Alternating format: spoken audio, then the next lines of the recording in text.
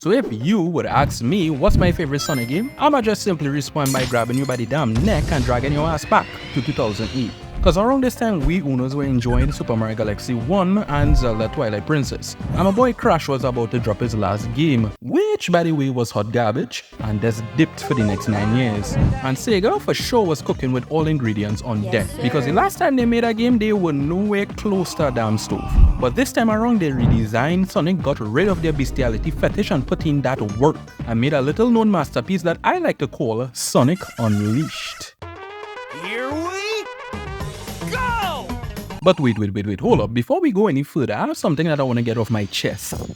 IGN, how in the name of Flaming Gorilla Coochie could you honestly in your right mind give Sonic Unleashed a 4.5 out of 10, while something like Forces, a wet anus of a game, gets 6.9 out of 10? But the amount of hate Sonic Unleashed used to get in the early 2010s, I blame you guys. But in 2024, looking back, we did not know how good we had it. From the graphics to the story to the day stages to the night stages, don't worry, we will get to that. To the soundtrack, oh good lord, the soundtrack! Sega was operating with Nintendo levels of care and attention when working on this one. For the first time, Sonic fans could actually say Sega had something special on their hands when it comes to a 3D Sonic game. And after all the years of hate and abuse, I'm here to give Sonic Unleashed his flowers because my boy, he deserves it. So today I'm gonna show you, dear viewer, why the internet was always wrong about Sonic Unleashed. So sit your big ass down in your favorite chair, grab yourself a plate and organize yourself for dinner. Because as usual, your boy is about to cook. Starting with what I like to think is the strongest part about Sonic Unleashed.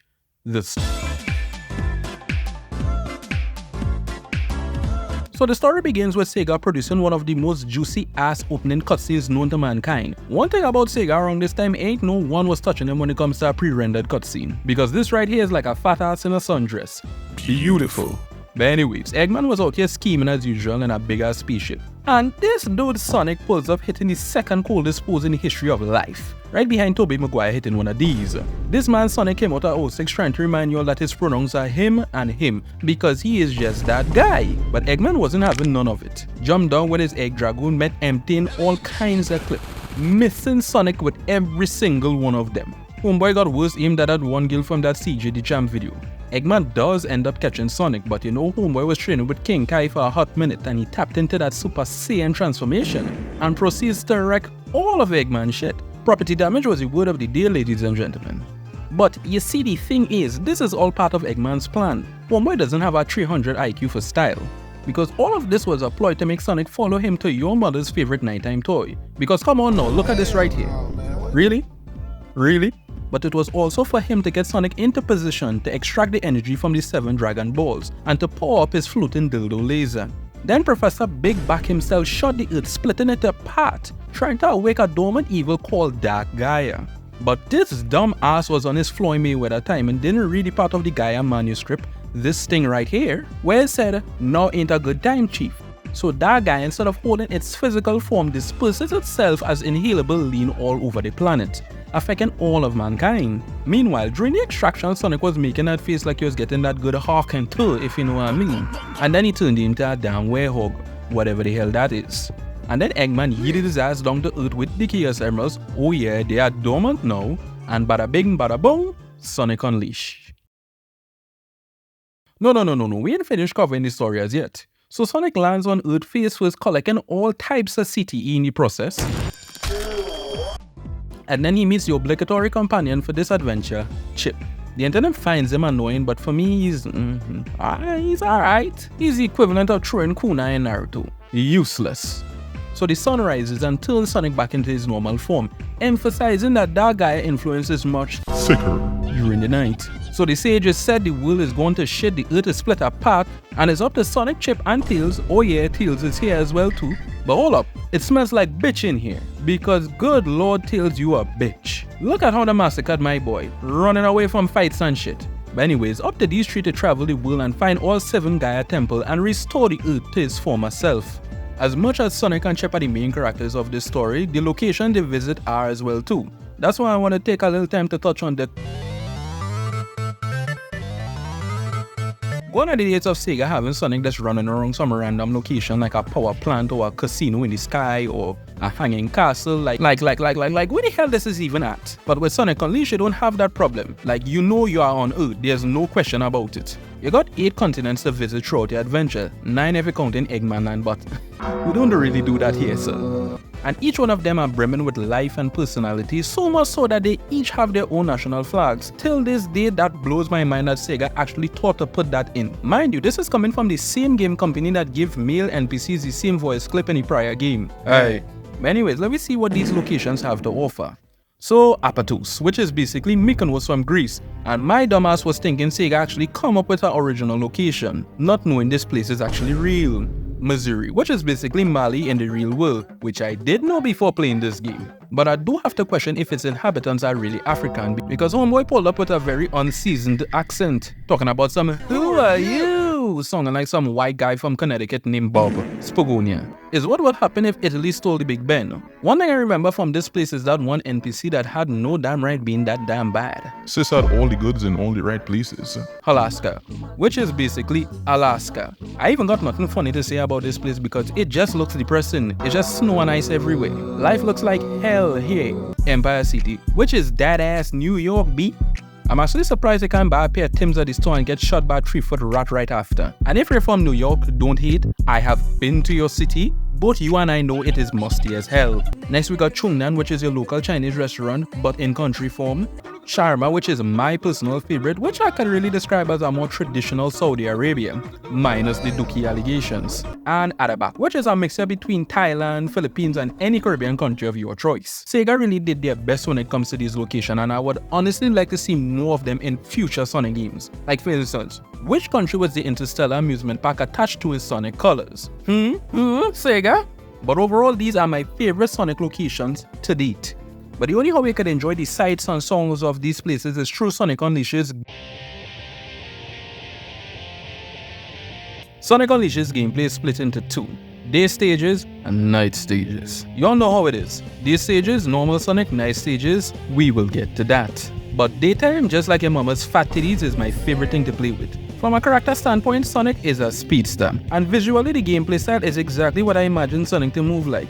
Back in 2008, my 12-year-old brain was blown away by how beautiful, how magnificent, how moist-inducing this gameplay was. But let's break it down. So Sonic has a basic moveset of a 3D platformer, which is jump, slide, crouch, wall jump, stomp, light-speed dash, home and attack, which is weirdly on the square button if you are a PlayStation virgin like myself, and the one move that makes all the difference. With Sonic 2 feet planted firmly on the ground and a swift press of the square button, boom! Sonic is moving faster than Kendrick Lamar could have dropped diss tracks. That boy is spitting some heat, ain't he? And this right here is the bread and butter of the Sonic franchise till this day. And oh no, this ain't no boost to win because the level design in Sonic Unleashed has a certain je ne sais quoi about it. Obstacles and enemies are placed with care, except this asshole right here. If you know, you know. These daytime stages follow a similar pattern to the older classic games. For example, the higher route is good and fast, and the lower route is slow and bad. But sometimes the lower route is necessary to get these games collectible, the Sun and Moon medals. You get the Moon medals during the daytime stages, and you get the Sun medals during the... But for the day stages, it is significantly more difficult to find due to moving faster than the decline of Ice Spice's career. Shit's not looking good lately. But for the Moon medals in the day stages, these little shits can be anywhere. And these are necessary to unlock nighttime stages. But overall, the boost formula was a huge success. The adrenaline rush while playing these stages with pinpoint accuracy and finesse was and still is very stimulating. Till this day in whole 2024, I be watching those Sonic Unleashed's daytime speedruns like a junkie. I gotta get my daily fix, you know. Some of my favorite daytime stages are like Spogonia, Alaska, Sharma, especially Sharma. But I can't say thoroughly I enjoy the day stages in these games. What if I could say the same thing about the... So the big question is, what is my opinion of the most divisive, the most controversial part about Sonic Unleashed? And to be honest, all I really gotta say is, y'all were doing too damn much back in 2008. Because y'all was straight hating for no damn reason. Y'all were acting like the Werehog stages were on the level of like Superman 64, Skull Island, The Rise of Kong, Sonic Forces. I'm not saying the Werehog was the best thing since Rhea Ripley, but it isn't the worst. His comeback is solid due to a wide array of moves that you could unlock. PS, you could upgrade both versions of Sonic. Upgrading the Werehog is pretty useful. Normal Sonic upgrades is as useful as hitting your ankle with a scooter.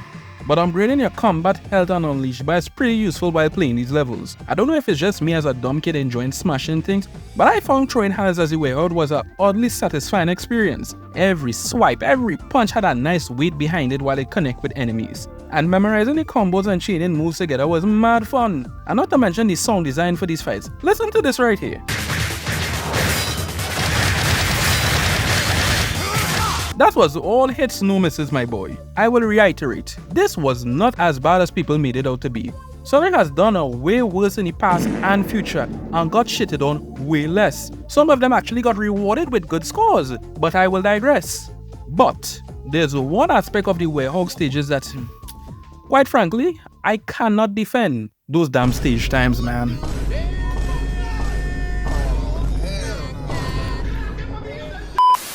And this is me running through the stage at a normal pace, not looking to collect any collectibles or anything. Just like your grandma's titties, these levels drag on way too damn long. And like Sega was so damn proud about that one track. Any little minor convenience the Werehog encounters, they hit you with that.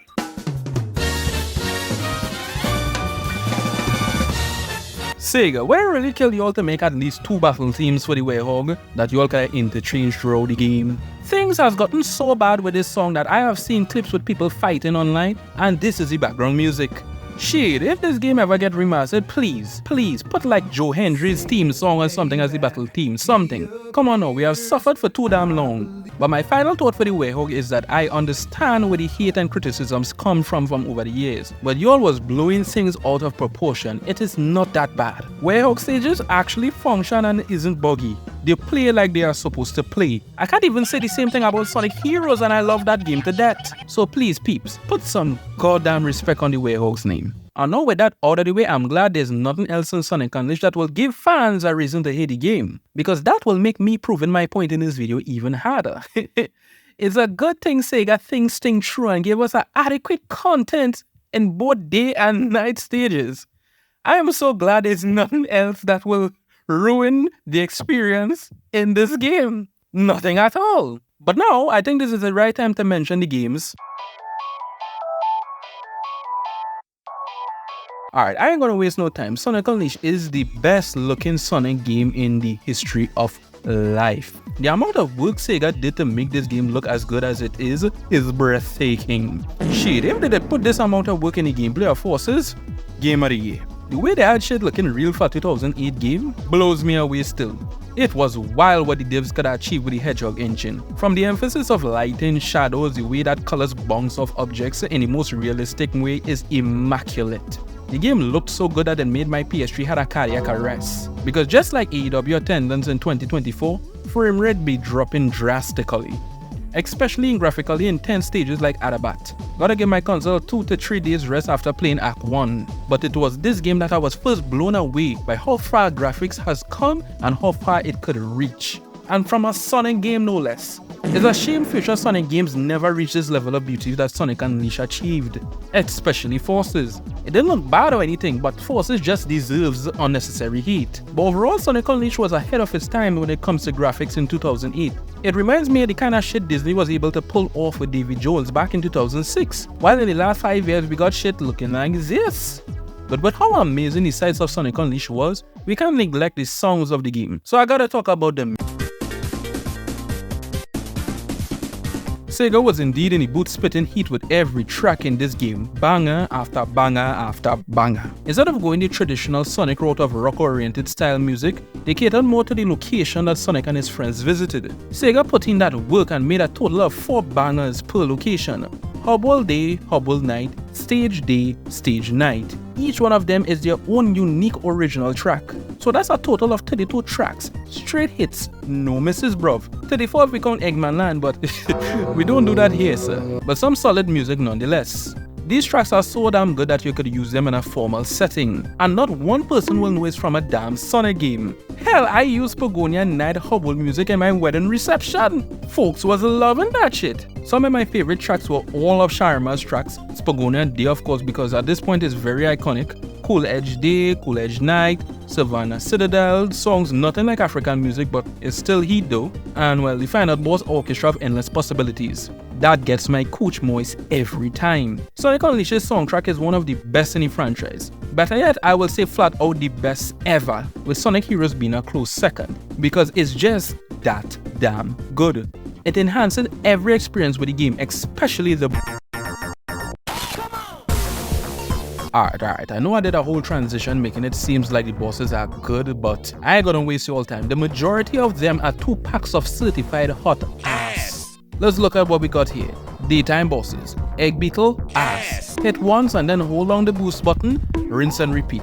You're done with this in under a minute. Egg Devil Rig, ass. Basically the Egg Beetle just with lasers, beaten the exact same way. Egg Lancer, ass. Homeboy tried to be the 2 previous bosses in one. This is the one part of Sonic Unleashed I think a little more effort was needed to put into it. Because the nighttime bosses aren't no different. Because Sega blessed us with a pigeon, a gummy worm, and a dumbass. The pigeon, you just gotta put out the flames with water, whack it a few times, do some QTEs, and you're done. The gummy worm, you just gotta freeze it, whack it, and you're Gucci. And the dumbass, you beat it by doing the least enjoyable part of Tomb Raider's gameplay, pushing friggin' boxes. Do it 3 times and you're good. I explain all of this just to say, as much as I love Sonic Unleashed, the bosses are pure booty cheeks. Plain and simple. The Egg Dragoon and the final boss Dark Gaia, from a spectacle point of view, amazing, 10 out of 10. But from a gameplay point of view, ass. It don't really be doing much, it actually creates the illusion that you're doing something. But when you actually do, it's not even that fun. Controlling the Gaia Colossus that moves the speed of molasses in reverse, and being thrown into some QTEs ain't it cheap. Controlling Supersonic also to take down the shields was, I guess, alright at best, but I'll take these 2 over the Time Eater any day, just from spectacle alone. But hear this, I'm not all that good at structuring these videos, so I just want us to circle back to the story so we can wrap that up. So after putting the Earth back together, we then enter a lesser known torture device known as Eggman Land. Surprisingly, this stage shares similar qualities to my Ding-a-Ling, because it is very long and very hard. To break it down simply, it's the best parts of the daytime stages and the worst parts of the nighttime stages, because you constantly switch between the both throughout the stage. But with the transition from day to night, it gives you total whiplash and kinda shows you why daytime stages are the superior gameplay style. But they really did the Werehog real damn dirty in his sections, because the majority of them are just ass. Especially the pipe room. This room right here especially can go sucker. Cockroaches have easier times living without a head than I had completing this level. But I don't wanna act like I did not have fun. So Sonic and Chip finally make their way to the Gaia Temple within Eggman Land, and then they get confronted by the aforementioned Egg Dragoon. Sonic makes easy work of it and hits Eggman and his big back into orbit. And they are then confronted by the big bad of this game, Dark Gaia, who then sucks the dark essence out of Sonic, reverting him back to his normal self, making the Werehog no more. Chip then turns into a transformer using all the Gaia temples from all the different continents. One little detail that I like to see is that you can actually see his hand in Sharma before it disappears. And you can actually see it in the boss battle with the dumbass that I mentioned earlier, which I find is a very cool attention to detail. But as you all know, Sonic and Chip dog to walk the shit out of that Gaia. Homeboy got jumped basically, shit wasn't fair at all. After the fight, Sonic ass passes out. Chip catches him and says his final goodbyes, and then yeeted his ass back to the surface.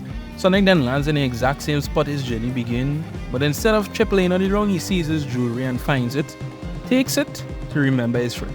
And then cut to 2010 in Sonic Colors, where my dumbass was expecting to see Sonic wearing that bracelet. I think I care too much. Sega clearly didn't. But all in all, that's the story of Sonic Unleashed. You could keep your Solaris, you could keep your bestiality fetish, you could keep your biolizards and your ultimate life forms. But Sonic Unleashed, in my opinion, is Sonic's storytelling at its peak. Simple, easy to understand, and most important, it makes a lick of damn sense. I'm looking at you, Sonic Forces, again. But overall, Sonic Unleashed's story, 10 out of 10. Graphics, 12 out of 10. Music, orgasm out of 10. Gameplay, 7 out of 10. 3 points was taken off for the length of the Werehog stages. Bosses, Jack Doherty out of 10. Final 2 bosses was great, but the boss pool overall was saturated with ass. Side content? Oh shit, I forgot the side content. But anyway, side missions are in abundance in this game. The side content alone in this game is the main campaign for certain Sonic games. Most of them are based around the citizens of the world helping them out in various ways. Either you're exercising ghosts, finding runaway children, finding a child that steals people's lunches, helping a middle-aged man send gifts to a miner in a different country. That did not sound good at all.